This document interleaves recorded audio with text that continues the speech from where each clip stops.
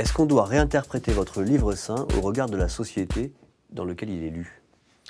Bien sûr, c'est même fondamental. Je dirais que le judaïsme est une religion du livre. L'événement fondamental de la révélation, ce n'est pas Dieu qui se révèle, il nous donne un livre et il nous dit « lis ». Interprète. Je pense juste un verset, par exemple, œil pour œil, dent pour dent. C'est la recette pour la vendetta. Les rabbins ont complètement subverti ce principe, sans s'y opposer formellement, etc., en disant, en fait, c'est le principe de compensation financière. Quand on lit le verset, c'est absolument pas ça qui est dit. Mais de ce principe, on en tire un principe de réciprocité, de compensation financière. Donc le judaïsme a été cette religion qui, au nom de la société dans laquelle elle vivait, a constamment réinterprété ces textes. On doit réinterpréter tous nos livres saints à la lumière de la société où elle est aujourd'hui. Le mot religion lui-même est à la fois une sagesse très ancienne de l'humanité. On dit que les religions, c'est les plus anciens savoirs que l'humanité a développés sur le monde. Étant très anciens, ils sont à la fois archaïques. Et donc si on promène de l'archaïque dans le temps sans le renouveler, sans le relire, sans le relier à la société, on fait juste des bêtises, oui, c'est sûr. N'acceptez jamais rien, parce que c'est moi le Bouddha qui l'aurait dit. Réfléchissez et voyez par vous-même si c'est adapté ou pas. Donc oui, bien évidemment, il faut que chaque génération réfléchisse et adapte. Il faut même que chacun réfléchisse et adapte à son environnement. La culture du musulman, c'est la culture française.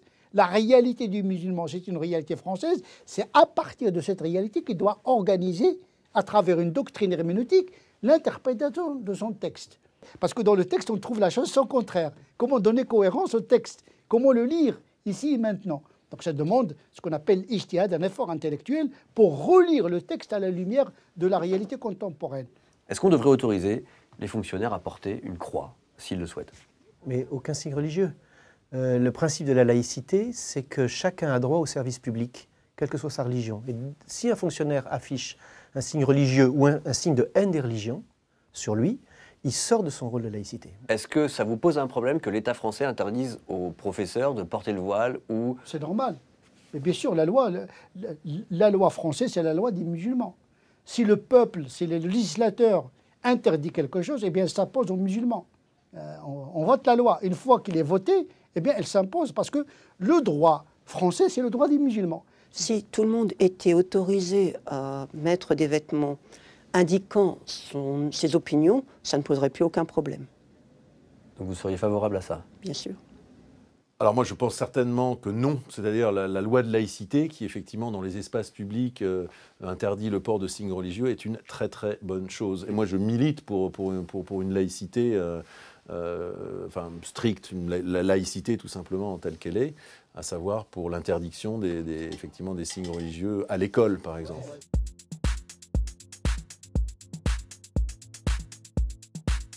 Voilà, vous êtes nombreux à me demander dans les commentaires, mais pourquoi je fais ces vidéos ? Est-ce que je suis en train de faire l'apologie, la promotion d'une religion ? Pas du tout. Je pense juste que les religions, qu'on le veuille ou non, elles sont dans l'espace public, on y est confronté, alors autant les connaître. Voilà, et vous l'avez compris, je pense, si vous regardez un peu mon travail, ce que je cherche, c'est plutôt à montrer la cohérence et ce qui nous rassemble, ce qui rassemble toutes les religions, qu'on soit musulmans, chrétiens ou moine bouddhiste. Voilà, c'est vraiment ma démarche. Donc si vous appréciez ce que je fais, n'hésitez pas à liker, à partager les vidéos et puis à vous abonner à cette chaîne.